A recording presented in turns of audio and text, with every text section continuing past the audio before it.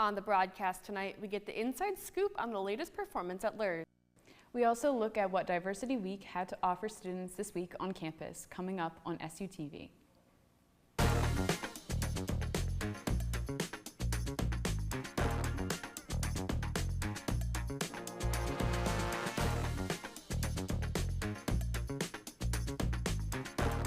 Good evening and welcome to this week's broadcast with the latest news. I'm Abby Hockenberry. And I'm Emily Hall. Career Week kicks off tomorrow. SUTV's Evan Posky met with Victoria Kerr, the Senior Director of the Career Center.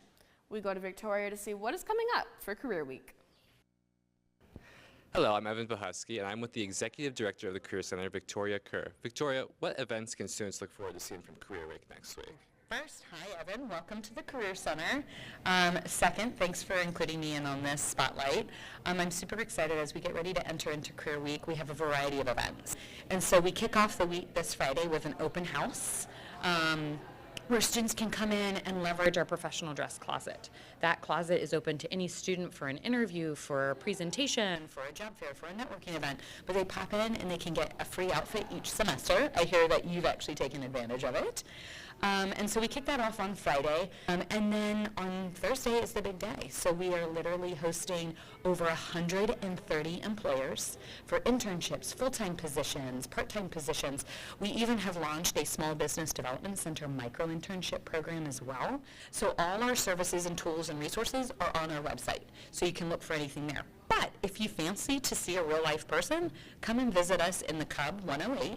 We're open Monday through Friday. Mondays 8 to 6, so we can give some extra hours for those commuter transfer students and or alums. And then Tuesday, Wednesday, Thursday, Friday from 8 to 4:30. I'd like to thank you for your time, Victoria. Now, back to the desk. Thank you. This past weekend, Dogman the musical premiered at Shippensburg. SUTV was able to get an interview with the Director of Choreography, Candy Boyd. Candy had this to say.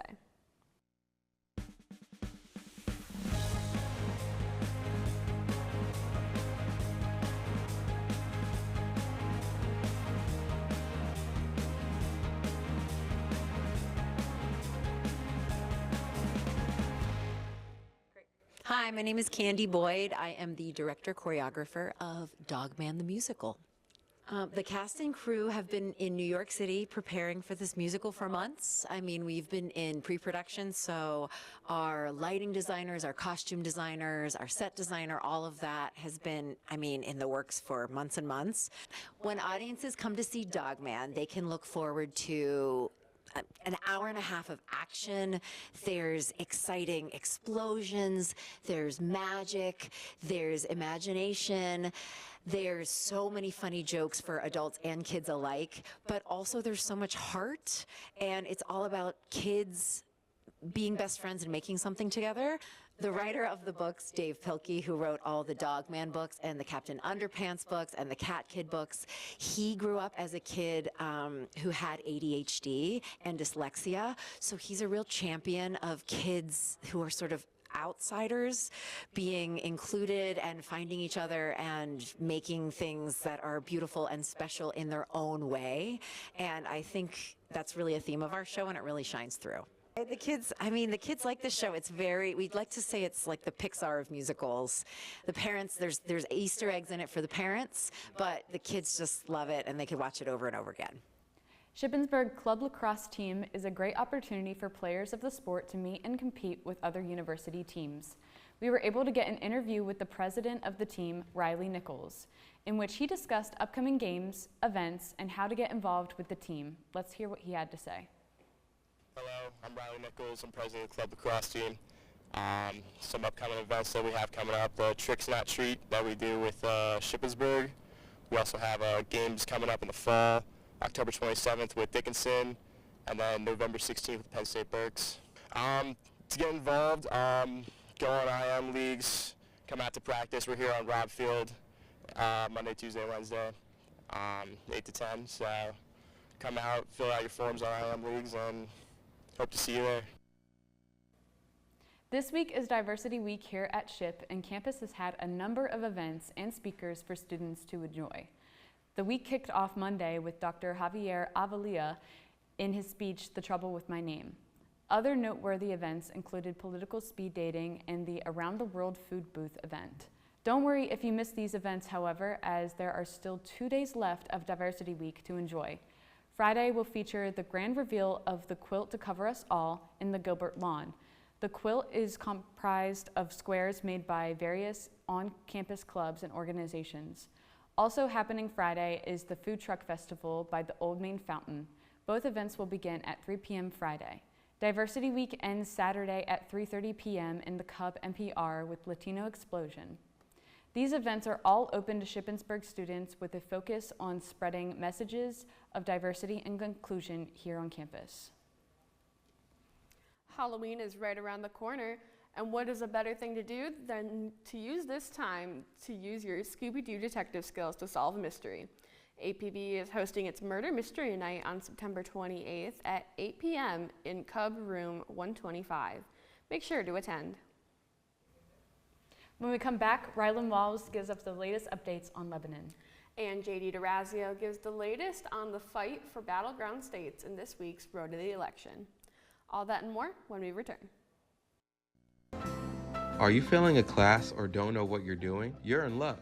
Shippensburg Primary Academic Resource Center is free to all SHIP students.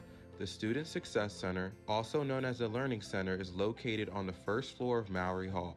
The center provides a variety of services, including course-based tutoring, writing tutoring, and learning specialists. To schedule an in-person or Zoom appointment, visit the Student Success Center collaborative website, ship.campus.eab.com. I'm Will Nicholson with SUTV. Here at Multicultural Student Affairs, we value every student. No matter your race or ethnicity, you are guaranteed a home here. MSA offers many resources: a place to study, a place to meditate, a place to socialize, or a safe place to communicate issues or talk with a faculty member. Come down to Gilbert Hall today and join our family. Our roots run deep. Why not grow together? This is a public service announcement from MSA. Are you having a hard time focusing on your work? Why not check out the Ezra Lehman Memorial Library? The library has many resources like the IT desk on the main floor.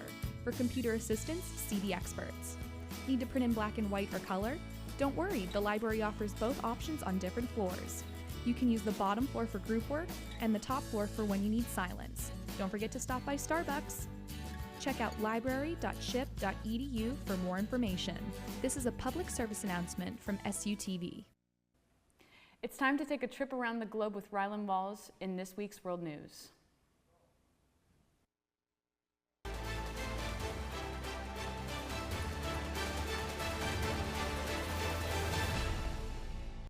Senator Bob Casey and Republican nominee David McCormick have agreed to a series of debates, the first of which is scheduled to take place next Thursday, October 3rd at 8 p.m.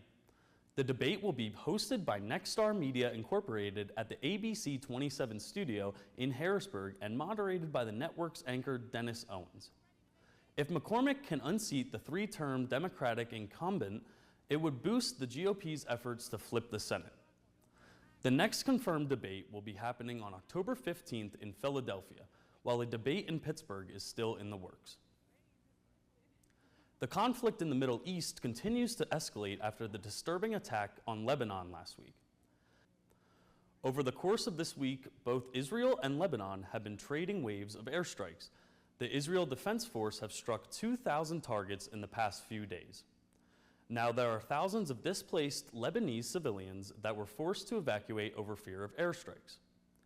Yesterday, it was reported that a missile was intercepted near the Israeli city of Tel Aviv. This is the first Hezbollah missile that was fired in Israel's direction. Now it is reported that both France and the US are working on creating a 21-day ceasefire for the Israel-Lebanon conflict. The escalating situation in the Middle East is certainly a topic of much discussion. The world watches with hope that peace can be found among this conflict. Now let's check in with JD DeRazio for this week's Road to the Election. Welcome back to SUTV's Road to the Election. I'm JD DeRazio. The race between former President Donald Trump and Vice President Kamala Harris continues to heat up, and with each ongoing week, the battle for the White House just keeps getting more tense. This week, both the Democratic and Republican nominees are campaigning heavily at key battleground states. Out of the Trump campaign, President Trump is returning to the state of Georgia to promote his plans to lower taxes. Georgia shockingly flipped Democratic in the 2020 nomination and is an essential swing state for both nominees' election odds. Meanwhile, Vice President Kamala Harris will be in the state of Arizona throughout this week. Arizona and its 11 electoral votes are yet another crucial battleground state that has flipped red and blue in recent elections. Lastly, some noteworthy news came out in a recent President Trump interview where the president was asked if he would potentially run again in 2028 if he were to lose the 2024 election. Former president answered, quote, "No, I don't. I think that'll be it. I don't see that at all. I think that we're hopefully going to be successful this year," end quote. Polling around the country shows the race being extremely close, with our home state of Pennsylvania being a potential election decider. For SUTV's Road to the Election, I'm J.D. DeRazio. We'll see you back here again next week. A manhunt is officially underway as authorities are going through a significant number of tips after a mass shooting outside a hookah lounge in Birmingham. A shooting in Alabama's 5 Point South area left 4 people dead and 17 others injured. Police Chief Scott Thurmond said on Sunday the shooting happened shortly after 11 o'clock as multiple people drove up to the area. The gunman got out of their vehicle and began shooting, then got back in and drove away. Detectives also believe this was a targeted hit that had multiple victims in the crossfire. It is believed the gunman used a Glock switch, which converts a semi-automatic weapon into an automatic weapon during this shooting. The FBI and Crime Stoppers are each offering a $50,000 reward for information leading to an arrest and conviction. As you may remember, in March of 2021, there was a mass shooting at King Scooper's grocery store in Boulder, Colorado.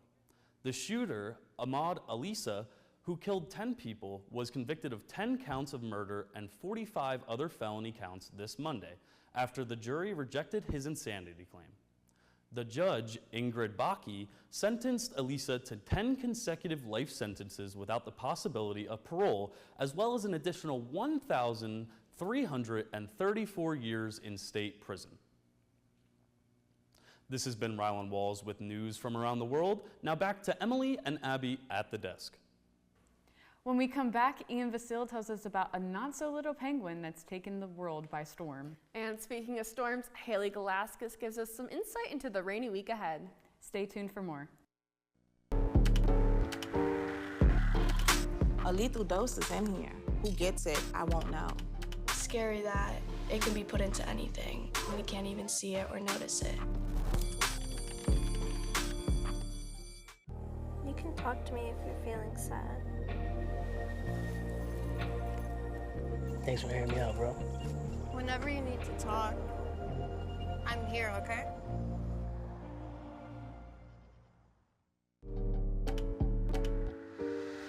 There's only one thing that will save somebody's life, and that is naloxone nasal spray.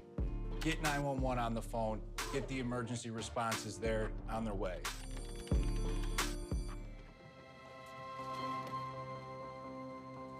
The impact of a meal goes well beyond feeding our bodies.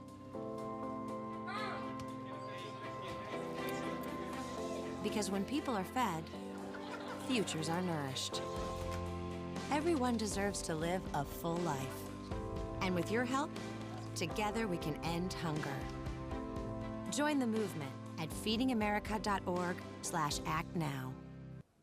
You know, Emily, it's rained literally every single day this week. I've been forced to stay inside.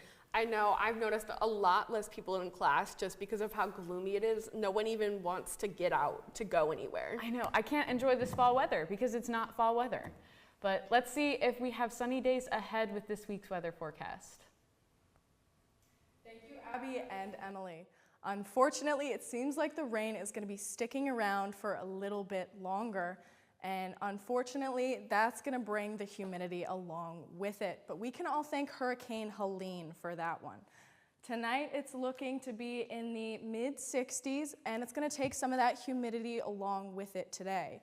Tomorrow, it's going to be a little cooler, but still bringing in that humidity and rain. Now, as we shift focus into next week, we can expect again, more rain and some temps in the mid-70s, but still staying relatively cool overall. We might get the chance to see the sun by the end of the week going into Wednesday and Thursday, but fingers crossed. fall definitely seems to be making its appearance already. That's all the weather I have for you this week. Hopefully everyone stays dry out there. I'm Haley Galaskis. Now let's go over and see what Ian has for us in entertainment tonight.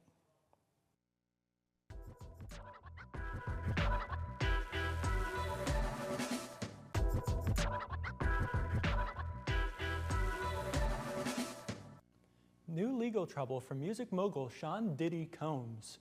A new lawsuit was filed against the hip-hop artist on Tuesday. The suit accuses Combs and his bodyguard of drugging and assaulting a woman in 2001. This comes just a week after Combs was taken into federal custody on another case, where he remains after a federal judge denied him bail last week. Cheryl Hubbard has more on his new legal battle. Internal pain after being sexually assaulted has been incredibly deep and hard to put into words. Allred and Graves are seeking damages and alleged pain and suffering. Combs' former bodyguard, Joseph Sherman, in a Wednesday statement called the allegations against him, quote, baseless and completely untrue. Sherman said he has never met the accuser. Combs already faces up to life in prison for the federal case if convicted. His next court appearance for that case is scheduled for October 9th. Stevie Wonder is embarking on a newly announced tour with a political twist. The 74-year-old announced this tour September 19th, but many were shocked that this tour was announced only 20 days before the official first show.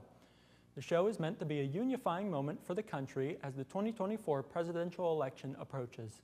The tour, titled Sing Your Song, As We Fix a Broken Nation, is calling for, quote, joy over anger. This tour is meant to mimic the name of Wonder's first released song in 4 years, entitled Can We Fix Our Nation's Broken Heart? The tour will primarily be taking place in battleground states around the U.S. Francis Ford Coppola's newest film, Megalopolis, is slated to release tomorrow. With more on this film, here's SUTV's Evan Pahusky. Francis Ford Coppola's Megalopolis is finally releasing tomorrow. One of the most anticipated films this year, Megalopolis tells the tale of Caesar, a genius artist played by Adam Driver as he seeks to better his world. His opposition, Franklin Cicero, played by Giancarlo Esposito, wishes to halt Caesar's plans and stick with the status quo of their city. The film has a large ensemble cast, with Driver and Esposito joined by stars such as Natalie Emmanuel, Aubrey Plaza, and Shia LaBeouf. The story behind the movie is arguably even more interesting than the film itself. Coppola has been developing this vision since 1983. In 2019, Coppola finally announced his return to the project. The famous director had to sell his prized wineries to fund the project. The film's budget of $120 million came from the director's very own pocket. Now, only a day away from the release, the critical reception for Megalopolis is lackluster to say the least. On Rotten Tomatoes, the film sits at a measly 52%. The IMDb score is at 6.3, and the Metacritic score at 59%. No matter the response or reception this movie gets, it is still amazing that Coppola dedicated his time, energy, and personal savings into creating this passion project.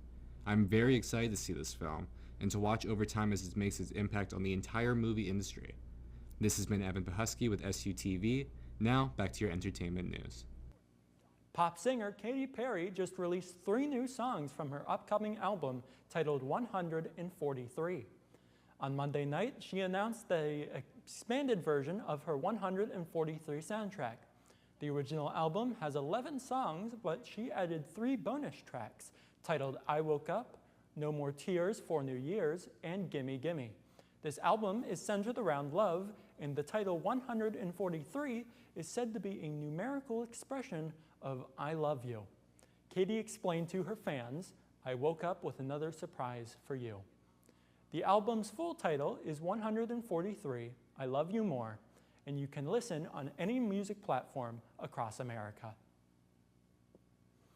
Pesto the Penguin is making big waves online after the Melbourne, Australia Zoo posted him on their Instagram. Pesto was born from an avocado-sized egg on January 30th this year, and he just keeps growing. At only 6 months old, Pesto weighs in at 49.6 pounds, which is double the weight of both his foster parents combined. Pesto was the only penguin born at the zoo this breeding season. Pesto's name comes from one of Melbourne Zoo's highly loved Emperor King penguins, Basil. Pesto's current diet consists of 2 times the food given to the adult emperor penguins. Pesto will soon go under a catastrophic molt, as all penguins do.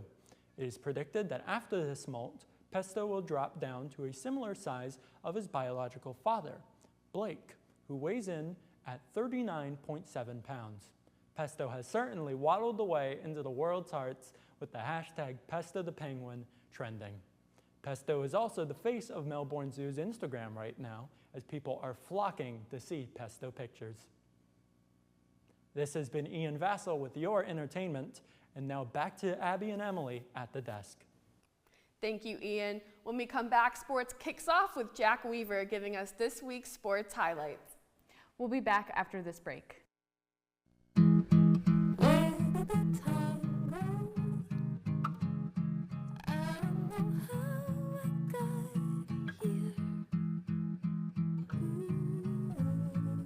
You've done the hard part. You quit smoking. Now do the easy part and get scanned for lung cancer. If you smoked, you may still be at risk, but early detection could save your life. Talk to your doctor and learn more at savedbythescan.org.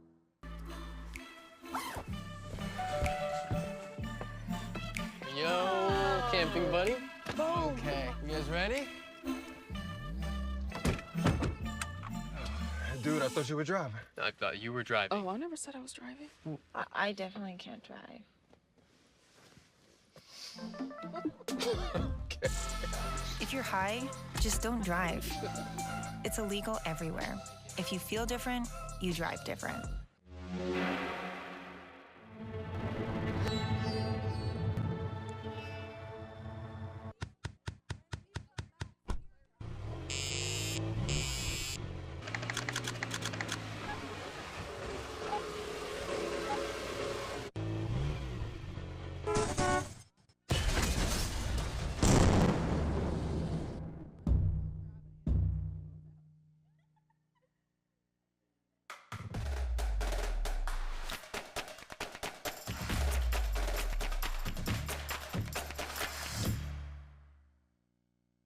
This past Saturday, Shippensburg football played against Division II powerhouse, number 9 ranked Slippery Rock.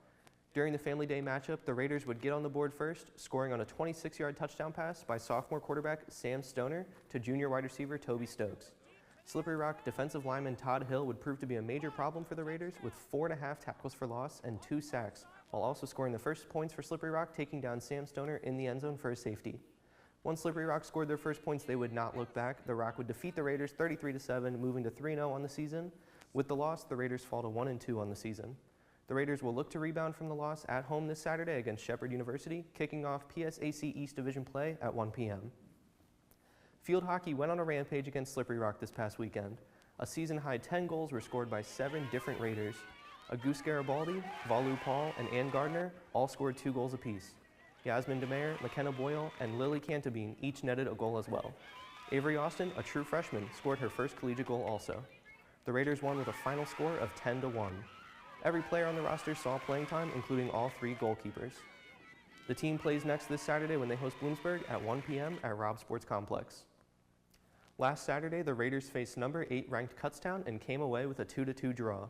Senior Olivia Stephen and sophomore Ashley Hughes both scored in the event. The Raiders had the lead before the Golden Bears tied it up in the 70th minute. Redshirt sophomore goalie Kirsten Brown had a career 16 saves during the match. On Wednesday, the Raiders were taken down by Millersville with a final score of 3-0. The team travels to Mansfield Saturday for their next match, kicking off at 2 p.m. Moving to the men's team, they faced off against Westchester last night in a foggy match at David C. Field. Senior Ashton Davies started off the scoring as sophomores Luca Heiser and Cam Henry also hit the back of the net. Sophomore goalkeeper Ryan Krumenacher made 6 saves to claim his second clean sheet this year. The 3-0 win marks the second victory for the Raiders on the season. The Raiders host Bloomsburg this Saturday at 3:30 p.m. in the Hidden Opponent Contest. Shippensburg Volleyball dug deep this weekend in West Virginia to split their matches on the road. The Raiders participated in a PSAC-MEC crossover. SU would lose their first 2 games of the day, but bounce back for 2 back-to-back wins. Ship took down West Liberty in a 3-1 victory behind Emily Gardner with 11 kills to take home the first of 2 wins. The second came with a 5-set thriller over West Virginia State due to the Raiders stacking up 8 blocks in the match. The Raiders will begin PSAC East action this Friday at Higas Fieldhouse when they take on the Shepherd Rams. The game starts at 7. Catch the action in person or at shipraiders.com. That's all for sports this week. I'm Jack Weaver. Now back to Emily and Abby at the desk. Go Raiders! When we come back, Ship Talk this week looks into just how well people know the quotes of the presidential candidates. We'll see how well Ship students know when we return.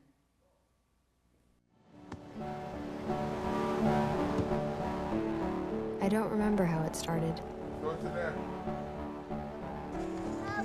Our back and forth. It always came back. Dad! You probably don't remember what you told me, That was perfect. but I heard every word.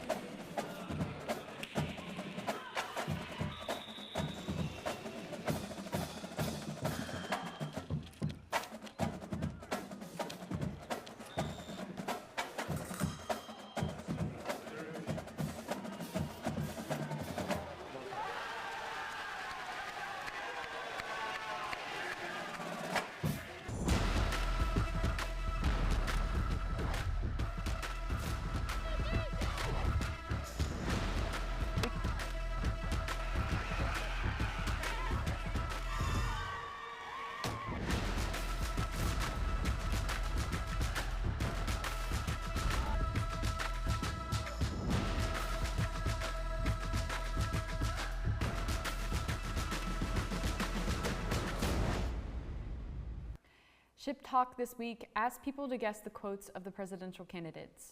We'll see just how well Ship students did when we return. Hello, I'm Evan Pesky, and today we have a very special election-themed Ship Talk. We're asking Ship students who said the quotes, Donald Trump or Kamala Harris. So, let's see what they have to say. I do. I read a lot, you know. I read a lot. They like to say I don't read a lot. I comprehend extraordinarily well. Probably better than anybody you've interviewed in a long time. Trump. Trump. Trump. Trump. Trump. Kamala. I do. I Do you? read a lot. Really? You know, I read a lot. They like to say I don't read. I read a lot. Your daily I intelligence comprehend grade? extraordinarily well. Probably better than anybody that you've interviewed in a long time. You think you just fell off the coconut tree? Trump. Harris. Trump. No, I'm gonna go Kamala. Kamala. Kamala. Trump. You think you just fell out of a coconut tree? The press is here. I got some words. I got the vocabulary, and my pronunciation is perfect. Can I switch? The last one was Harris. This one is Trump. Trump. Harris. Kamala. Kamala. Kamala. Trump. Well, the press is here. I got some words. I got the vocabulary.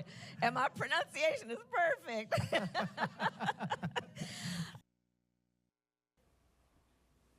I don't know about you, Abby. I don't think I would have gotten most of those, to be completely honest. I'm not super up to date with a lot of political stuff, but especially the quotes. I mean, that's just, some of them were hard. I think I definitely would have gotten the coconut tree one because we know how viral that went on TikTok, all the memes and everything. It was just so funny. But thank you for spending your evening with us here at SUTV. I'm Abby Hockenberry. And I'm Emily Hall. Join us next week for the latest news on and off campus. Be sure to follow us on Facebook, Twitter, and Instagram at SUTV News, and check out our website, sutvnews.org. Thank you and have a good night.